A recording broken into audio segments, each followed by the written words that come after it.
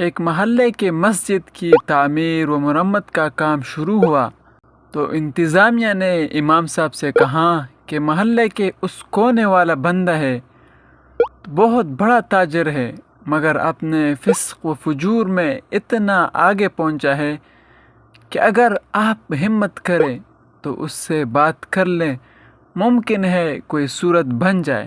امام صاحب نے حامی بھر لی اور ایک دن شام کو جا کر اس کے دروازہ کھٹکھٹایا۔ چند لمحے بعد تاجر صاحب اندر سے نمودار ہوئے۔ امام صاحب نے اپنے آنے کی وجہ بتائی تو صاحب خانہ سبٹا گئے اور بولے، ایک تو تمہارے اسپیکروں کے بار بار چلنے سے ہمارا سکون برباد ہے، اوپر سے تم میرے گھر تک آ پہنچے ہو، اور دوسرے محلے دار مر گئے ہیں جو مجھ سے چندہ لینے کی ضرورت آ پڑی۔ امام صاحب نے کہا، صاحب اللہ کا دیا ہوا موقع ہے، آپ کے لیے آپ کے دست تعاون کی اشد ضرورت ہے، میں خالی ہاتھ نہیں جانا چاہتا، اللہ تعالیٰ آپ کے مال و جان میں برکت دے گا۔ تاجر نے امام صاحب سے کہا، لاؤ اپنا ہاتھ، میں تمہیں چندہ دوں۔ امام صاحب نے جیسے ہی ہاتھ آگے بڑھایا، اس تاجر نے امام صاحب کے ہاتھ پر تھوک دیا۔ امام صاحب نے بسم اللہ پڑھ کر یہ تھوک والا ہاتھ اپنے سینے پر مل لیا اور دوسرا ہاتھ اس تاجر کی طرف بڑھاتے ہوئے کہا، یہ امداد تو میرے لیے ہوگی، اب اس ہاتھ پر اللہ کے لیے امداد رکھ دیجئے۔ اس تاجر کو یہ بات نہ جانے کہاں جا کر لگی کہ اس کی آنکھوں میں آنسو آ گئے اور منہ سے استغفر اللہ نکلنا شروع ہو گیا۔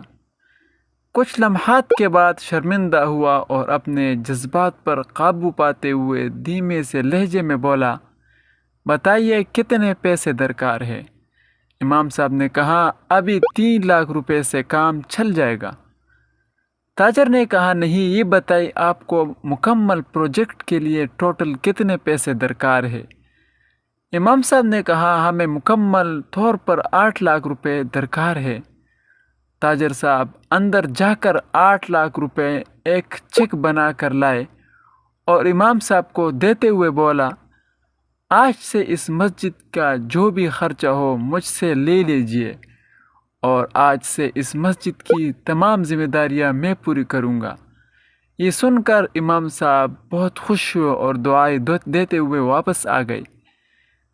بات کرنے کا اندازہ، سلیقہ، تمیز اور ادب آ جائے تو بڑے سے بڑا متکبر اور فاسق شخص بھی ہدایت پا سکتا ہے، مگر افسوس ہمارے کتنے ہی تھکے اور طنزیہ جملوں سے لوگ نماز، قرآن اور دین سے پیچھے رہ گئے ہیں۔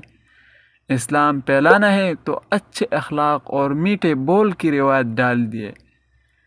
افسوس طوطا مرچ کھا کر بھی میٹھی بولی بولتا ہے، اور انسان میٹھا کھا کر بھی کڑوے بول بولتا ہے۔ اللہ تعالی ہمیں میٹھا بولنے کی توفیق عطا فرمائے، آمین ثم آمین۔